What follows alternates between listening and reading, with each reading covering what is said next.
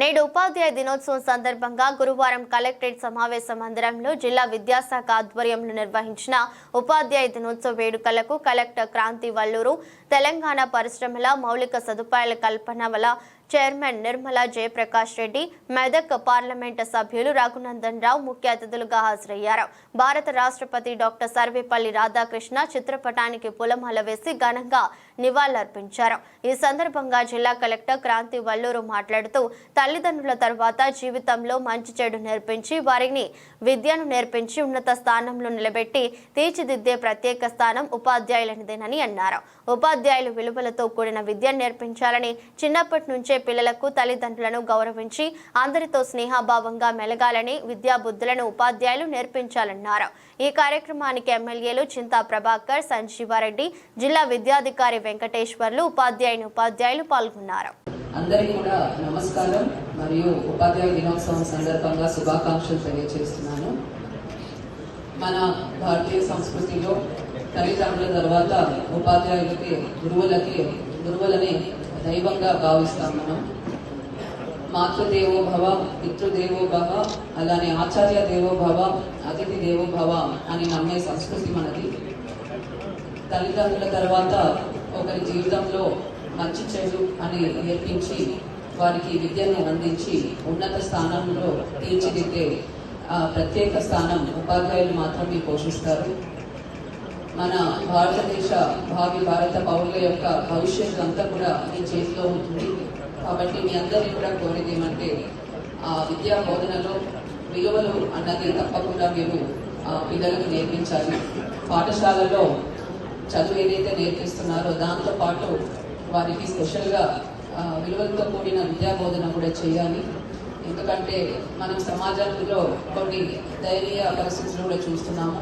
తల్లిదండ్రులు వచ్చి మాకు విన్నవిస్తుంటారు, మా కొడుకులు చూసుకోవట్లేదు సరిగా, మమ్మల్ని ఇంటి నుంచి బయటకు చేసి పంపిస్తున్నారు. ఇటువంటి కొన్ని పరిస్థితులను చూసి మీ అందరినీ కూడా కోరేది ఏమంటే చిన్నప్పటి నుంచే పిల్లలకు తరగతి గదుల్లో తల్లిదండ్రుల్ని గౌరవించాలి, గురువులను గౌరవించాలి, అందరితో స్నేహభావంతో ఉండాలి.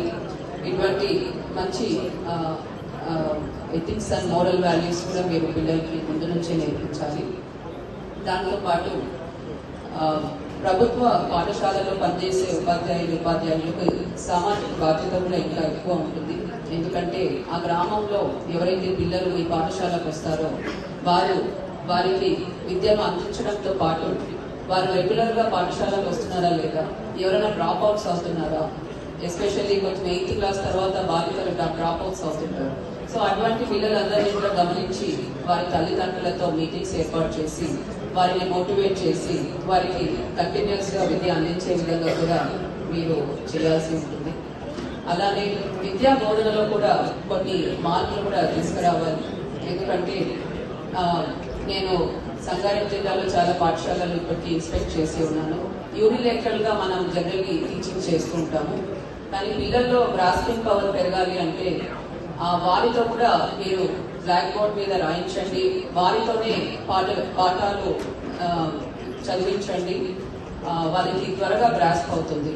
సో నాకు నా జీవితంలో కూడా ఒక సంఘటన మీతో నేను షేర్ చేసుకుంటాను. నేను 9th 10th చదివేటప్పుడు మాకు ఒక ఫిజిక్స్ టీచర్ ఉన్నారు, సత్యప్రకాష్ సార్ అని. సో వారు క్లాస్ చెప్పిన వెంటనే ఒక స్టూడెంట్ అంటే నన్ను లేచి చెప్పింది మొత్తం ఒకసారి రికార్డ్ చేయమని చెప్పేవారు. సో వారు ఒక 30 minutes క్లాస్ చెప్తారు. అనుకూలమయ్యే విధంగా వారు దాన్ని మార్పులు చేసుకుని తీసుకొస్తారని చెప్పి చెప్తా ఉన్నాను. ఇంకా చాలా సమస్యలు ఎదుర్కొంటా ఉన్నాను. ముఖ్యంగా అందరికంటే ఎక్కువ బాధ్యత మీది. ఈ దేశం బాగుపడాలంటే, దేశం అభివృద్ధి చెందాలంటే మాలాంటి నాయకులు మేము ఎన్నో శాసనాలు చేస్తూ ఉంటాం. కానీ మాలాంటి నాయకులను కానీ ప్రొఫెషనల్స్ కానీ ఐఏఎస్ ఆఫీసర్ కానీ తీర్చిదిద్దేది మొత్తం మీ ఉపాధ్యాయులు అని చెప్పేసి ఘనంగా సభముఖంగా చెప్తామని చెప్తాం. అయితే మీరు చూస్తా ఉన్నారు, అప్పటికి ఇప్పటికి మేము చిన్నప్పుడు మా చదువుకున్నప్పుడు చాలా మంది మా తల్లిదండ్రులు కూడా పోయి ఉపాధ్యాయులకి ఏం చెప్తున్నారంటే, సార్ వాడిని బాగా కొట్టండి సార్, అల్లరి చేస్తే కొట్టండి, కొడితే చదువు వస్తుంది మా పిల్లలకి అని చెప్తుంది. కానీ ఈరోజు చాలా సమాజంలో చాలా మార్పులు చోటు చేసుకున్నాయి. అందరూ మా పిల్లగారికి ఎట్లా కొట్టామని చెప్పేసి తల్లిదండ్రులు కూడా అడుగుతా ఉన్నారు. కాబట్టి ఫ్రీడమ్ ఎక్కువైపోయింది. ఉపాధ్యాయులు ఈ రోజు పిల్లలను వర్గీకరించి ఏదైతే first class, second class, third class ఉంటారో వాళ్ళందరినీ కూడా ఎవరైతే వీక్ ఉన్నారో సర్వీస్లో వారికి ఎక్కువ శ్రద్ధ పెట్టవలసిన అవసరం ఉందని చెప్పేసి మరొకసారి మీ అందరికీ చెప్తా ఉన్నాం. ముఖ్యంగా ఎన్నో విషయాలు కలెక్టర్ గారి దృష్టి కూడా ప్రభుత్వం తీసుకుపోవడం జరిగింది. వెనుకబడ్డ ప్రాంతం ఎప్పుడూ వెనుకబడ్డ ప్రాంతమే నారాయణఖేడ్ అని చెప్పేసి నేను చెప్తా ఉంటాను. నిజంగా కూడా వెనుకబడ్డ ప్రాంతం. అక్కడ అన్ని ర్యాంక్స్ వస్తున్నాయి. First rank, third rank, fourth rank government స్కూల్లో నుండి, గవర్నమెంట్ జూనియర్స్ కాలేజ్ నుంచి రావడం జరిగింది. అది ఎవరి ఘనత కాదు, మీ ఉపాధ్యాయులు, లెక్చరర్ల ఘనత. ఈరోజు సభాముఖంగా మీకు అందరికీ అభినందిస్తా ఉన్నాను. ఇంకా కూడా మా విద్యార్థులకు స్వామి వివేకానంద గారు చెప్పినట్టు the destiny of a nation is decided in the 4 walls of classroom. ఏ దేశ భవిష్యత్ అయినా తరగతి గది యొక్క 4 గోడల మధ్యలో నిర్మించబడుతుంది. ఎవరైనా చెడిపోయిననుకో, ఎవరైనా సంఘ విద్రోహ శక్తిగా మారిందనుకో, దానికి కారణం, బాధ్యత కూడా ఎవరు వహించాలి? చదువు చెప్పిన సారే వహించాలి. ఎవరైనా డిసిప్లిన్ గా లేరనుకో, ఎవరైనా డిసిప్లిన్ తప్పినారనుకో, దానికి కూడా బాధ్యత ఎవరు పెడతారు? ఊర్లలో ఏమంటారు? ఎవడో నీకు చదువు చెప్పినోడు అంటారు. అందుకని దయించి మా ఉపాధ్యాయ మిత్రులకు నేను చేసేటువంటి appeal, you try your level best because the destiny of a nation is decided with in the 4 walls of class room అని స్వామి వివేకానంద గారు చెప్పినట్టు, కళలు అన్నట్టు సాధ్యమైనంత వరకు ఈ సమాజం బాగు కోసం, హితం కోసం కొవ్వొత్తిలా కరిగిపోతూ మీ పిల్లలు సరిగా చదివినా చదవకున్నా అందరు పిల్లల్ని మీ పిల్లల్లాగా భావించి ఈ దేశ నిర్మాణంలో పాల్పంచుకుంటున్నటువంటి ఉపాధ్యాయ సోదరి మనందరికీ మరొకసారి ఉపాధ్యాయ దినోత్సవం సందర్భంగా శుభాకాంక్షలు, అభినందనలు తెలియజేస్తూ, అవార్డు రాని టీచర్లు డిసప్పాయింట్ కాకండి, వచ్చిన వాళ్ళు సంతోషపడకండి. సో నెక్స్ట్ ఇంక ఈసారి రాకపోతే ఇంకోసారి మీకు కూడా వస్తుంది అనేటువంటి ఒక ఆశ, ఆకాంక్షతో ముందుకు పోదాం. ఎందుకంటే మనిషి బతికేదే రెండింటి కోసం, ఒకటి ఆశ, 2 అవసరం. ఆశ ఏంటి, అవసరం ఏంటనేది నాకంటే ఎక్కువ మా సార్లకు తెలుసు.